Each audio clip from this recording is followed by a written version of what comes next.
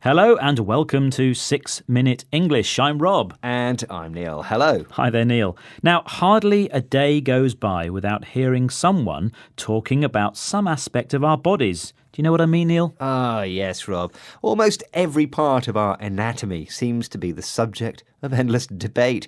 It could be our stomachs and what we eat. It could be our posture and how we stand. It could be our skin and how we should look after it. Oh, yeah, I know. It gets very tedious. That means boring. So I don't really take any notice, as you can see. Yeah. But there's one part of our body you don't hear much about, and that is the chin. The chin? You mean the small bit of bone under the mouth? It's not the most interesting part, is it, Rob? I mean, it doesn't do anything, does it? I must admit, I've never even thought about it. What's it for, anyway? Well, some people think it's very useful for folding up large sheets and towels. You know, you hold one end under your chin like that with it. Come on now, Rob. You're not being serious. Of course not. But seriously, the more you think about it, the more interesting the chin becomes. You've still got to convince me, Rob. A chin is just a chin. That's all there is to it. Not so fast, Neil. The chin may turn out to be a more important part of the body than you think. But before we get into that, let's turn to the quiz. Chin up, Neil. Ah, a good phrase. It means stay positive and optimistic. OK, well, how optimistic are you about getting this question right? How long ago do you think humans developed chins?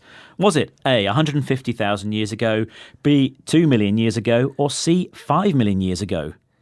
I have no idea. They all sound far-fetched to me. Far-fetched means something is difficult to believe.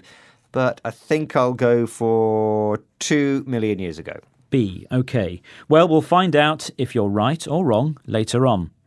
But the first thing to say is that humans are the only animals to have developed a chin. Let's listen to Dr. James Pampush from the University of Florida. What word does he use to mean it sticks out?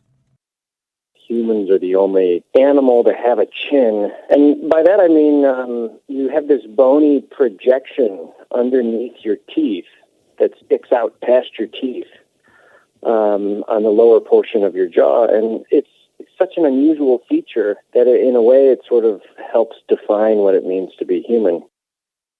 So he used the word projection, which means something that sticks out from the main surface. And the word jaw is used to describe the lower part of the face, which the chin is part of. So we know exactly what the chin is, but why did it develop?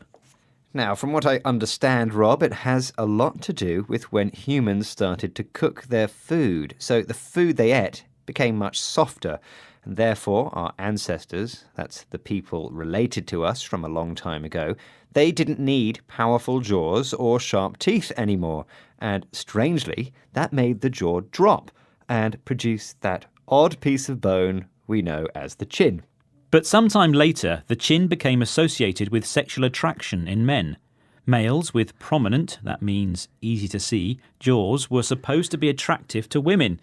And men with small chins were thought to be unattractive or weak people. They were even called chinless wonders sometimes. Chinless wonder, an interesting phrase. So let's have a look at yours then, Rob. Are you a chinless wonder? Have a look. It looks pretty normal to me. How about mine? Well, Neil, your chin is rather pointed, if you don't mind me saying. Okay. But I'm not sure what that means, to be honest. So let's move swiftly on. Let's hear what Dr. Pampush has to say about this. He uses a word that means this theory is likely to be true. It seems plausible to me that chins emerged as some kind of a feature and then later were selected on to be sex ornaments, but not the presence of a chin, but rather the shape of the chin being some kind of marker for sexual identity.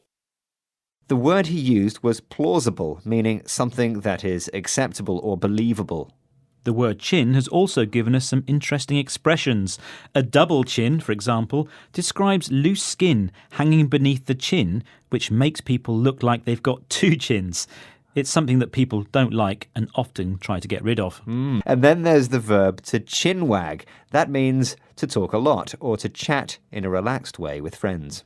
But chinwag tends to be a conversation about things that aren't very important. But our conversation about chins is very important. I guess so, Neil. OK. So how about the answer to that question I asked you earlier? I asked, how long ago did humans develop chins?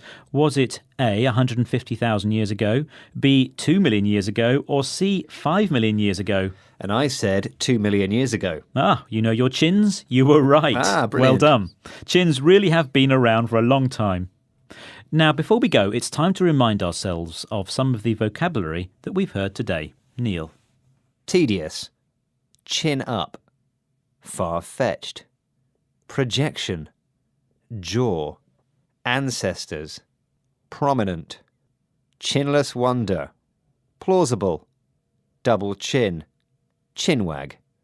Thanks, Neil. Well, that brings us to the end of today's 6-Minute English. We hope you enjoyed the programme. You can hear plenty more on our website at bbclearningenglish.com. Please join us again soon. Bye-bye. Goodbye.